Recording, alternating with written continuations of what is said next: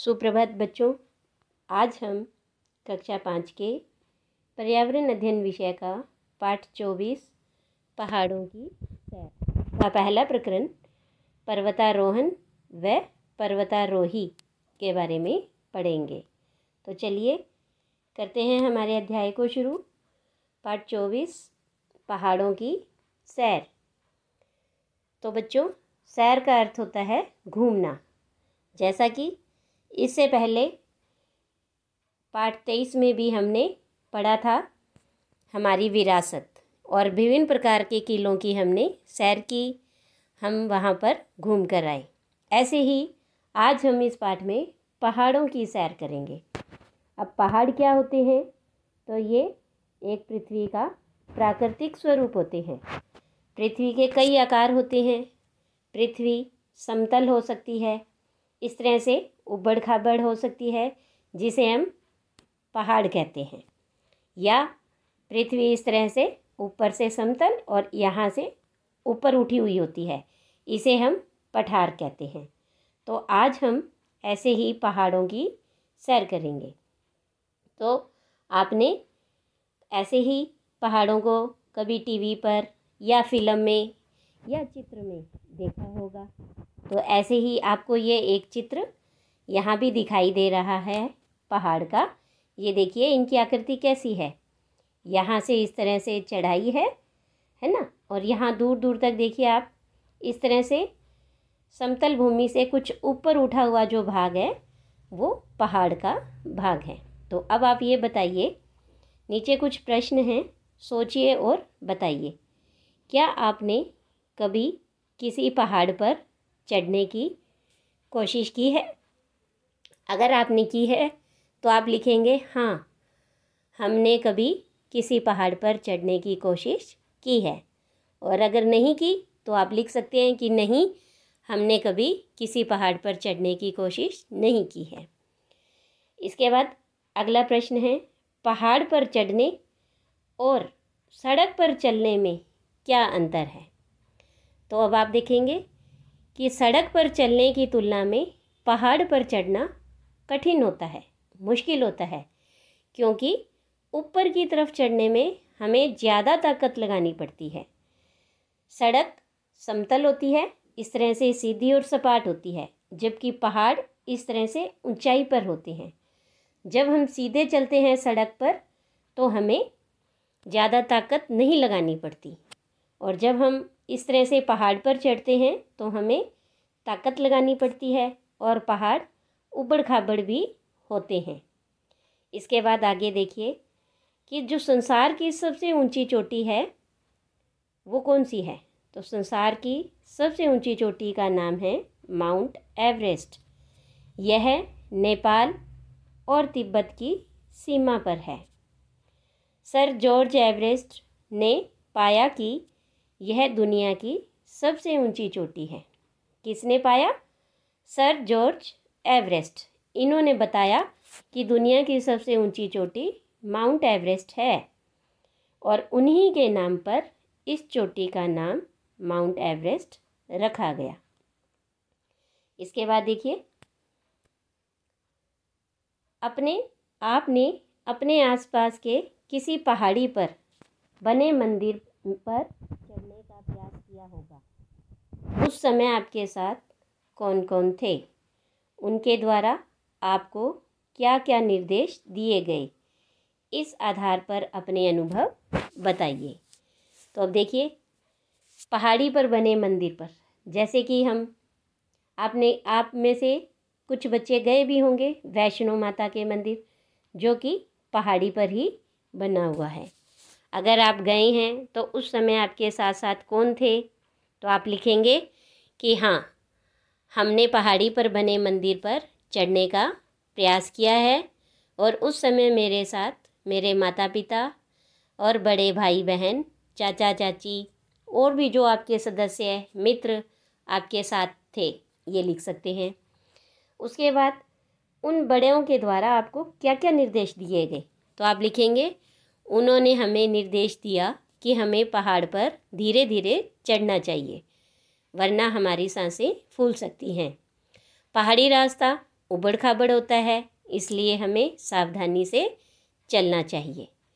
पहाड़ों पर बंदर भी बहुत होते हैं, इसलिए अपने बड़ों के साथ ही हमेशा सफ़र करना चाहिए। इसके बाद देखिए अगला प्रश्न और है, पहाड़ों पर चढ़ते समय सांस क्यों फूलती है? तो हम इसका उत्तर लिखेंगे, पहाड़ों पर चढ़ते हुए जब हम ऊपर जाते हैं तो वहाँ हवा कम हो जाती है, ऑक्सीजन की कमी हो जाती है और ऊपर चढ़ने में हमें ज़्यादा ताकत लगानी पड़ती है, जिससे हमारी सांस फूलने लगती है। इसके बाद अगला प्रश्न, आपने कभी किसी पहाड़ की यात्रा की है? यदि हाँ तो चर्चा कीजिए और फिर अपने अनुभवों को अपने शब्दों में लिखिए। तो इसका उत्तर आप कौन सा लिखेंगे? जैसे अभी मैंने बताया कि हमने वैष्णो माता के मंदिर की यात्रा की है और आपको वहाँ हमारे बड़ों द्वारा कई निर्देश दिए गए थे, तो यही इसी का जो उत्तर है वो आप यहाँ भी लिख सकते हैं। इसके बाद आगे देखिए, पहाड़ों पर चढ़ना अत्यंत मुश्किल व जोखिम भरा है। माउंट एवरेस्ट पर चढ़ने के दौरान कई लोगों ने अपनी जान गंवा दी। इसकी खड़ी चढ़ाई, तेज़ ठंड, बर्फीली हवाओं और ऊंचाई पर वायु दाब कम होने से सांस लेने में कठिनाई के कारण एवरेस्ट की चोटी पर पहुंचना बहुत जोखिम भरा है। तो जैसे कि बच्चों, इस संसार की सबसे ऊंची चोटी कौन सी है? Mount Everest. अब जैसे जैसे हम माउंट एवरेस्ट पर चढ़ते हैं तो वहाँ क्या है, तेज़ ठंड होती है, हवाएं बर्फीली होती है और वायु दाब कम होता है। इससे हमें सांस लेने में भी कठिनाई होती है और माउंट एवरेस्ट पर जो चढ़ना है बहुत ही कठिन भरा, जोखिम भरा काम होता है। हम ऐसे ही 2 साहसी व्यक्तियों के बारे में पढ़ेंगे जिन्होंने माउंट एवरेस्ट की चढ़ाई की थी। तो ये कौन है? तो सबसे पहले व्यक्ति हैं एडमंड हिलेरी, जो कि न्यूजीलैंड के रहने वाले हैं, और दूसरे हैं तेनजिंग शेरपा, ये नेपाल के। तो दुनिया की इस सबसे ऊंची चोटी माउंट एवरेस्ट पर पहुंचने वाले पहले व्यक्ति थे। उन्हें वहां पहुंचने में 2 महीने लगे। पर्वतारोही को सांस लेने के लिए ऑक्सीजन के सिलेंडर ले जाना पड़ता है। तो देखो बच्चों, यहाँ एक शब्द आया है पर्वतारोही, तो ये 2 शब्द से मिलकर बना है। जैसे पहला शब्द है पर्वत और दूसरा है आरोही। तो पर्वत तो मैंने आपको बताया कि इसका अर्थ होता है पहाड़, और आरोही होता है चढ़ने वाला, यानी पहाड़ पर चढ़ने वाले व्यक्ति को हम पर्वतारोही कहते हैं। तो जब कोई भी व्यक्ति जो पर्वतारोही है पर्वत पर चढ़ता है तो उसे पर्वत पर चढ़ने के लिए अपने साथ ऑक्सीजन के सिलेंडर ले जाने पड़ते हैं। क्यों? क्योंकि जैसे अभी हमने पढ़ा, जैसे जैसे हम ऊपर चढ़ते हैं तो सांस लेने में कठिनाई होती है। क्यों? क्योंकि वहाँ पर ऑक्सीजन की कमी होती है। इसीलिए पर्वतारोही अपने साथ ऑक्सीजन के सिलेंडर लेकर जाते हैं। और कभी कभी भूस्खलन हो जाता है। अब यहाँ भी एक शब्द है भूस्खलन, और भूस्खलन क्या होता है? ज़मीन का, यानी पहाड़ों का, भूमि का टूटना। तो वहाँ पर कभी कभी पहाड़ टूटकर नीचे भी गिर जाते हैं। अतः अनुशासन में रहना, जोखिम उठाने की क्षमता, धैर्य, सहनशीलता आदि के गुण पर्वतारोही में होना आवश्यक है। अब देखिए नीचे 2 प्रश्न हैं। तो पहला प्रश्न है, पर्वतारोहियों को किन किन कठिनाइयों का सामना करना पड़ता है? तो ये देखिए, जैसे अभी हमने पढ़ा कि पर्वतों की खड़ी चढ़ाई, तेज़ ठंड, बर्फीली हवाएं और ऊंचाई पर वायु दाब कम होने से सांस लेने में कठिनाई आदि का सामना करना पड़ता है। इसके बाद दूसरा प्रश्न है, इन लोगों के भोजन की व्यवस्था कैसी होती होगी? अर्थात जब ये पहाड़ पर चढ़ते हैं तो वहाँ कैसा खाना खाते हैं, किस तरह का खाते हैं। तो आप लिखेंगे कि पर्वतारोही अपने साथ डिब्बों में बंद खाना, यानी जो पैकेट बंद खाना आता है वो लेकर जाते हैं। पानी की बोतल और कच्चा सामान, जैसे हम ये कह सकते हैं बादाम, अखरोट आदि, इस तरह से कच्चा सामान साथ लेकर जाते हैं और इसी से ये अपने भोजन की व्यवस्था करते होंगे। इसके बाद देखिए, यहाँ पर आपको एक चित्र दिखाई दे रहा है और ये चित्र में कुछ उपकरण दिखाई दे रहे हैं, औजार। और ये कौन से औजार हैं जो उन पर्वतारोहियों को पर्वतारोहण करने में काम आते हैं। अब देखिए कि कौन कौन से हैं। इसे आप जब देखेंगे तो ये देखिए, हाँ, आपको यहाँ पर कुछ रस्सी दिखाई दे रही है, ये रही। कुछ हुक हैं, विशेष प्रकार के इनके जूते हैं और एक ये विशेष प्रकार की कुल्हाड़ी है जो कि इनके काम आती है। तो पर्वतारोहण में काम आने वाले ये उपकरण होते हैं। अब कुछ प्रश्न हैं नीचे। तो पहला प्रश्न है, पहाड़ पर चढ़ते समय आँखों पर काला चश्मा क्यों लगाया जाता है। तो आपने कभी टीवी में देखा होगा कि जो पर्वतारोही हैं वो पहाड़ पर चढ़ते समय आँखों पर काला चश्मा लगाते हैं। अब क्यों लगाते हैं ये देखिए। जैसा कि हमें पता है, जब हम पहाड़ों पर चढ़ते हैं तो उस पर क्या बर्फ़ होती है खूब पहाड़ों पर, और बर्फ़ कैसी होती है, सफ़ेद रंग की होती है। तो पहाड़ों पर सफ़ेद बर्फ़ होती है और जब सूरज की किरणें उस बर्फ़ पर पड़ती हैं आकर के, तो वो बर्फ़ क्या है, परावर्तित होकर हमारी आँखों पर आती है, यानी उसकी जो चमक है वो हमारी आँखों पर गिरती है।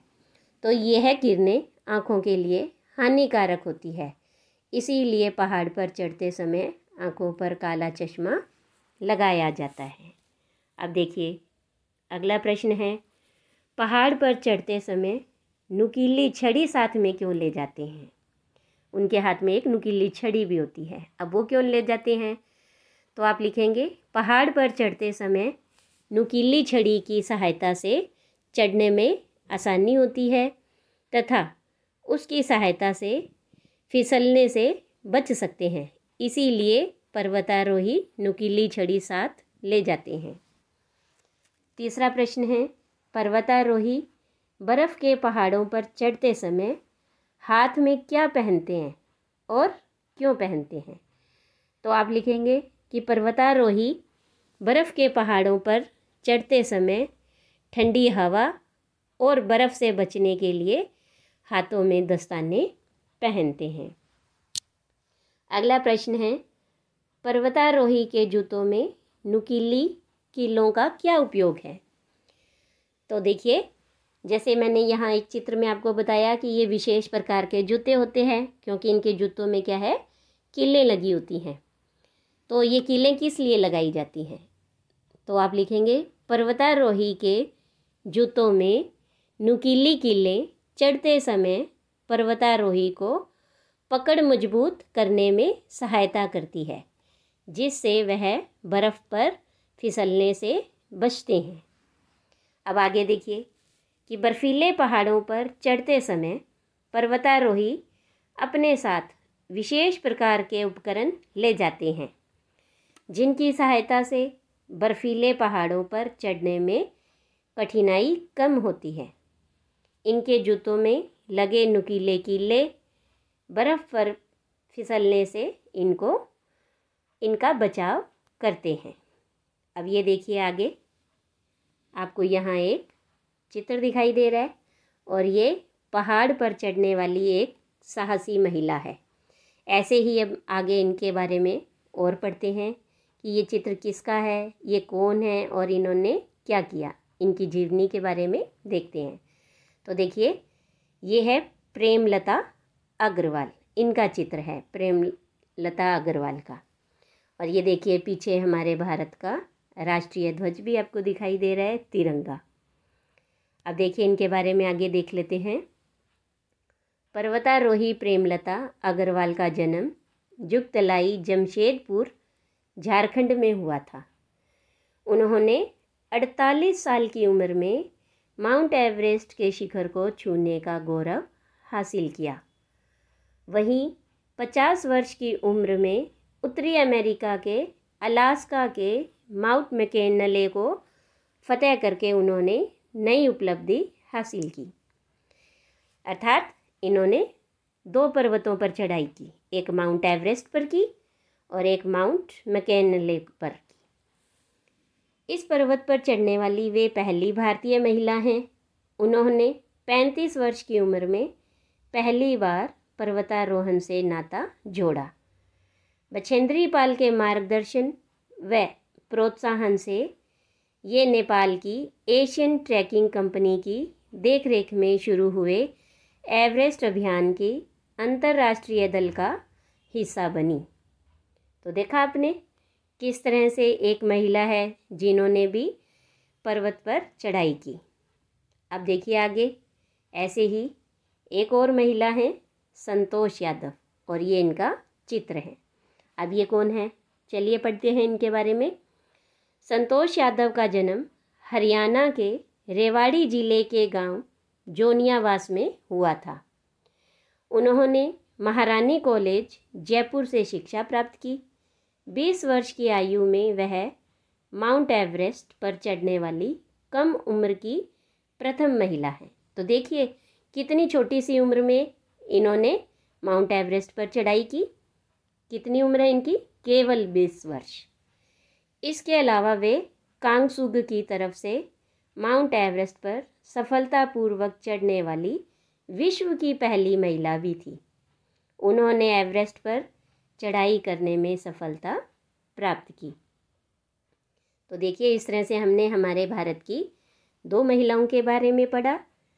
अब आगे देखिए, एक और ऐसी साहसी महिला हैं और ये इनका आपको चित्र दिखाई दे रहा है और इनका नाम है बछेंद्री पाल। साहस और जुनून का दूसरा नाम है। इनके बारे में आगे पढ़ेंगे, लेकिन अभी इससे पहले यहाँ पर 2 प्रश्न हैं। पर्वतारोहण अभियान में जुड़ने वाली सबसे अधिक उम्र की महिला कौन थी? तो देखिए, जैसे अभी हमने इससे पहले पढ़ा था कि सबसे अधिक उम्र की महिला थी प्रेमलता अग्रवाल और उनकी उम्र थी 48 वर्ष। और दूसरा प्रश्न है, सबसे कम उम्र में एवरेस्ट पर फतेह करने वाली महिला कौन थी? तो वो थी संतोष यादव और उनकी आयु थी केवल 20 वर्ष। अब देखिए ये बछेंद्री पाल का आपको चित्र दिखाई दे रहा है और इनके हाथ में भी हमारे भारत का राष्ट्रीय ध्वज है, तिरंगा। चलिए बछेंद्री पाल के बारे में भी पढ़ लेते हैं। बछेंद्री पाल को हमेशा लगता था कि वो लड़की होकर लड़कों से पीछे नहीं रह सकती। बछेंद्री पाल का जन्म उत्तराखंड के नाकुरी गांव में हुआ। बचपन से ही बछेंद्री साहसिक इरादों वाली लड़की थी। स्कूल पिकनिक के दौरान बछेंद्री खेल खेल में पहाड़ पर चढ़ गई। नेहरू पर्वतारोहण संस्थान में प्रशिक्षण प्राप्त करने के दौरान उन्होंने गंगोत्री पर्वत और रुडुगेरा पर्वत के आरोहण अभियानों में भाग लिया। उनके इसी साहस और उत्साह के कारण इन्हें एवरेस्ट अभियान दल में चुना गया। एवरेस्ट चढ़ाई के दौरान भारी भूस्खलन हुआ। अब मैंने पहले भी बताया था कि भूस्खलन क्या होता है कि पहाड़ टूटकर गिरने लगते हैं। ये देखिए आगे लिखा हुआ भी है कि ज़मीन खिसक गई थी। बछेंद्री के सिर के पीछे चोट लगी थी। उनके सभी साथी भी घायल हो गए थे। बाकी सदस्य लौट गए, पर बछेंद्री ने हिम्मत नहीं हारी। उनके इसी साहस और दृढ़ निश्चय ने एवरेस्ट पर कदम रखने वाली पहली महिला बना दिया। तो देखा आपने किस तरह से उनके चोट लगी, फिर भी वो हिम्मत नहीं हारी और एवरेस्ट पर फतेह हासिल की। तो अब ये देखिए प्रश्न कि भूस्खलन क्या होता है। जैसे मैंने अभी बताया कि पहाड़ों पर ज़मीन खिसक कर पत्थर आदि लुढ़क कर नीचे आ जाते हैं। ज़मीन भी फट सकती है या पहाड़ों पर जो बर्फ़ जमा होती है वो भी नीचे गिर सकती है। तो इसे ही हम भूस्खलन कहते हैं। अब इसके बाद अगला प्रश्न है, आपने या आपके आसपास किसी ने कोई साहसिक कार्य किया हो तो उसे लिखते हुए अपनी कक्षा में सुनाइए। अगर आपने कोई भी ऐसा हिम्मत भरा काम किया है तो आप उसे अपनी कक्षा में सुना सकते हैं। अब इसके बाद देखिए कि कई पर्वतारोही दल एवरेस्ट पर चढ़ने का प्रयास करते हुए प्लास्टिक की वस्तुएं अपने साथ ले जाते हैं, जैसे पानी की बोतल या प्लास्टिक के डिब्बों में बंद भोजन, तो वो प्लास्टिक के डिब्बे, इस तरह से प्लास्टिक का सामान वो अपने साथ ले जाते हैं और उस सामान को वहीं छोड़ आते हैं। इस प्रकार पहाड़ों पर कचरा बढ़ता जाता है। ऐसे ही एवरेस्ट पर कचरा बढ़ रहा है और वहाँ के पर्यावरण को नुकसान पहुँच रहा है। तो ये देखिए कि कैसे कुछ प्रश्न हैं, पहाड़ों पर कचरा बढ़ने से क्या क्या नुकसान होते हैं। तो देखिए, अगर पहाड़ों पर कचरा बढ़ता है तो वहाँ का पर्यावरण है वो प्रदूषित हो सकता है। दूसरा, पर्वतारोही अपने साथ क्या क्या सामान ले जाते होंगे।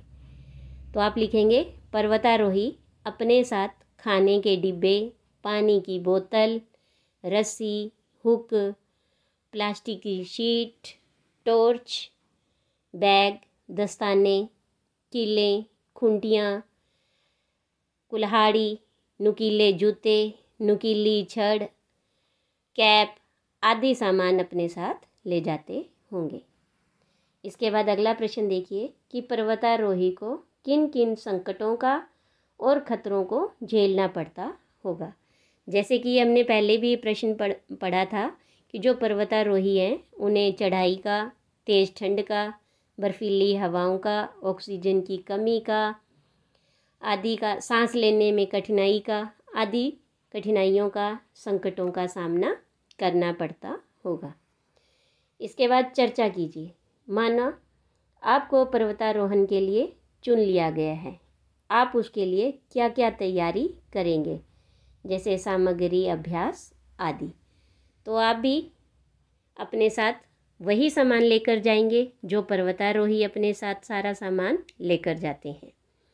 और इसके अलावा अभ्यास में आप क्या करेंगे, जैसे कि पहले आप अपने पूरी शारीरिक जांच करवाएंगे, ब्लड प्रेशर की जांच करवाएंगे, पैदल चलने की प्रैक्टिस करेंगे और उन्हें पर्वतारोहियों को क्या क्या कठिनाई आती है उनकी जानकारी भी हासिल करेंगे।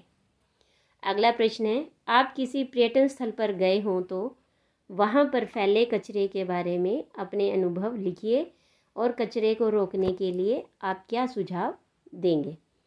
तो जैसे कि आप ये लिख सकते हैं, जैसे हम वैष्णो माता मंदिर गए, वहाँ मैंने देखा कि बहुत पहाड़ों पर कचरा हो रहा था, उससे क्या हुआ। अब आप वो समस्याएं और अपनी जो भी अनुभव हैं वो आप लिख सकते हैं। और कचरे को रोकने के लिए आप क्या कर सकते हैं, तो हम वहाँ पर आने वाले लोगों को कचरे से होने वाली हानियों के बारे में जागरूक कर सकते हैं। और जो भी लोग हैं, यात्री हैं, उन्हें हम ये कहेंगे कि कचरा इधर उधर ना फैलाएं, नगर निगम द्वारा जो कचरा पात्र रखा होता है उसी में कचरा डालें। इसके बाद आगे देखिए, जाना समझा और अब बताइए कि पर्वतारोहण में किन किन कठिनाइयों का सामना करना पड़ता है। अभी फिर से वही प्रश्न है कि पर्वतारोहण में खड़ी चढ़ाई का, तेज़ ठंड, बर्फीली हवाओं का और ऊंचाई पर वायु दाब कम होता है, जिसके कारण सांस लेने में कठिनाई का सामना करना पड़ता है। इसके अलावा भूस्खलन का भी सामना करना पड़ता है। अगला प्रश्न है, पर्वतारोही में क्या क्या गुण होने चाहिए। तो जैसे अभी हमने देखा कि पर्वतारोही में अनुशासन में रहना, जोखिम उठाने की क्षमता, धैर्य, सहनशीलता, इच्छा शक्ति और तेज दिमाग आदि गुण होने चाहिए। विश्व की कुछ पर्वत चोटियों के नाम लिखिए। तो सबसे पहले हम लिखेंगे mount Everest, mount McKinley, Kanchenjunga, और इसके अलावा हम लिख सकते हैं माउंट एकांकागुआ आदि। अगला प्रश्न है, पर्वतारोही को ऑक्सीजन सिलेंडर की आवश्यकता क्यों होती है। जैसे मैंने पहले भी बताया इसी अध्याय में कि ऊंचाई पर जाते समय वायु दाब कम होता है, इससे सांस लेने में कठिनाई आती है। इसीलिए पर्वतारोही को ऑक्सीजन सिलेंडर की आवश्यकता होती है। तो इस तरह से इस पाठ में हमने पहाड़ों के बारे में और हमारे भारत के प्रमुख पर्वतारोहियों के बारे में पढ़ा। आज के लिए इतना ही। धन्यवाद।